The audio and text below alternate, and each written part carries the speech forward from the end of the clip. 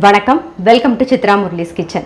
இன்னைக்கு நாம தக்காளி சாதம் சாம்பார் சாதம் ஸ்டைலில் பார்க்க போகிறோம்.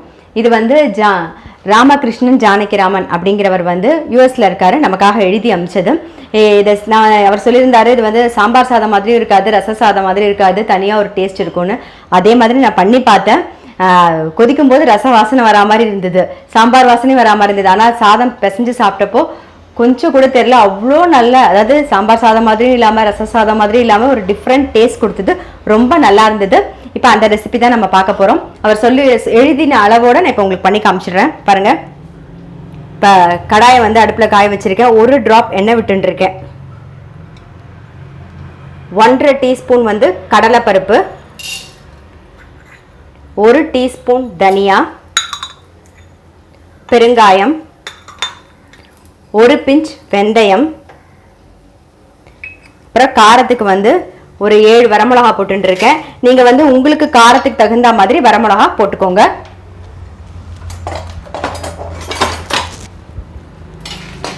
இதை நல்லா வறுத்துக்கலாம். பாருங்க, நல்லா வறுபட்டுருது. ஆஃப் பண்ணிடலாம். இதுக்கு தேங்காய் ஒரு அரை மூடி தேங்காய், இங்கே பாருங்க, ஒரு அரை மூடி தேங்காய். இது பச்சையாகவும் அரைச்சிக்கலாம், வறுத்தும் அரைச்சிக்கலாம். நான் இன்னைக்கு பச்சையாக தான் அரைக்க போகிறேன். நான் பச்சையாக அரைச்சி தான் பண்ணேன். ரொம்ப நல்லா டேஸ்ட்டாக இருந்தது. ரெண்டுமே வித்தியாசமாக இருக்கும், டிஃப்ரெண்ட் டேஸ்ட் கொடுக்கும். அவர் சொன்னார் பச்சையாக நீங்கள் அரைச்சிங்கன்னா நல்ல டேஸ்ட்டாக இருக்கும் அப்படின்னாரு. நான் பச்சையாக தான் இன்றைக்கி அரைச்சி காமிக்க போகிறேன். அதுக்கப்புறம் 1 டம்ளர் பச்சரிசி, 1/4 டம்ளர் துவரம்பருப்பு. அதை நல்லா நம்ம எப்பயுமே தண்ணி விடுவோம்ல. இப்போ 1 டம்ளர் அரிசினா 3 டம்ளர் உங்கள் அரிசிக்கு தகுந்த மாதிரி விட்டுக்கோங்க. நான் ஒரு 4 டம்ளர் தண்ணி விட்டு அரிசி துவரம்பருப்பு ரெண்டுத்தையும் சேர்த்து வேக வச்சு ரெடி பண்ணி வச்சுருக்கேன். அதுக்கப்புறம் தக்காளி பார்த்தீங்கன்னா ஒரு 1/4 கிலோ தக்காளி. 1 டம்ளர் அரிசி எடுத்துக்கிட்டிங்கன்னா அதுக்கு 1/4 கிலோ தக்காளி. பெங்களூர் தக்காளி தான் ரொம்ப நல்லா இருக்கும்னு சொன்னார். அதனால 1/4 கிலோ பெங்களூர் தக்காளி, அதையும் இந்த மாதிரி வேக வச்சு ரெடி பண்ணி வச்சுக்கோங்க. இப்போ எல்லாம் ரெடியாக இருக்குது. இப்போ இதை எடுத்து மிக்சி ஜாரில் ட்ரான்ஸ்ஃபர் பண்ணிவிடுவோம். நம்ம வறுத்ததை ஆறினவுடனே நம்ம வறுத்ததையும் இந்த தேங்காயையும் சேர்த்து தண்ணி விட்டு அரைச்சி எடுத்துன்னு வரலாம்.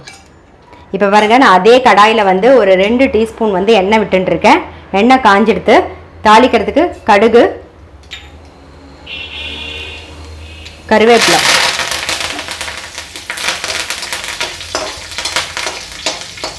அப்புறம் நம்ம வேக வச்சுருக்கோம் இல்லையா தக்காளி, அது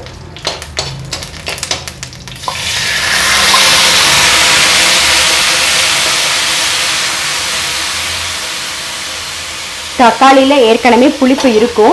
இங்கே பாருங்கள், நான் ஒரு சின்ன நெல்லிக்காய் சைஸில் புளி கரைச்சின்னு இருக்கேன். ஸோ அதை விட்டுடலாம்.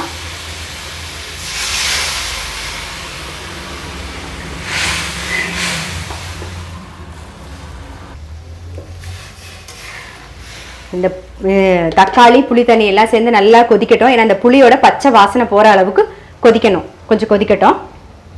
அதுக்குள்ளே இதெல்லாம் நம்ம அரைச்சி எடுத்துன்னு வந்துடலாம். இதுக்கு தேவையான உப்பு சேர்த்துடலாம்.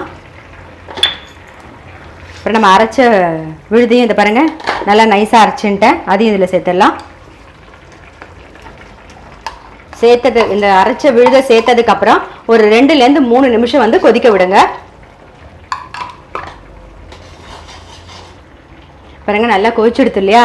இப்போ அடுப்பை சிம்மில் வச்சுக்கோங்க. வச்சுட்டு நம்ம வேக வச்சு எடுத்து வச்சுருக்கோம் இல்லையா சாதம் பருப்பு, அதை ரெண்டுத்தையும் இதில் போட்டு மிக்ஸ் பண்ணி நல்லா கலரி விடுங்க.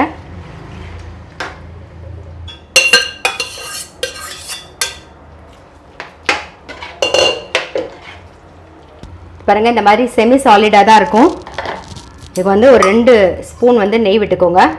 நெய் கூட வேணும்னா உங்களுக்கு இஷ்டம், விட்டுக்கலாம் எவ்வளோ வேணாலும். அப்புறம் கொத்தமல்லி ஆப்ஷனல், வேணும்னா சேர்த்துக்கோங்க. இப்போ இந்த சாதத்தை பார்க்கும்போதே, வீடியோ பார்க்கும்போதே சொல்வீங்க, என்னடா சாம்பார் சாதம் மாதிரி தானே இருக்குது அப்படின்னு சொல்லிட்டு. கண்டிப்பாக சாம்பார் சாதம் டேஸ்ட் கொடுக்காதுங்க. இதுக்கு டிஃப்ரெண்ட்டாக இருக்குது இந்த டேஸ்ட்டு. நம்மளுடைய டொமேட்டோ ரைஸ், அதாவது சாம்பார் சாதம் ஸ்டைலில் தக்காளி சாதம், கண்டிப்பாக உங்கள் வீட்டில் நீங்கள் ட்ரை பண்ணி பாருங்கள்.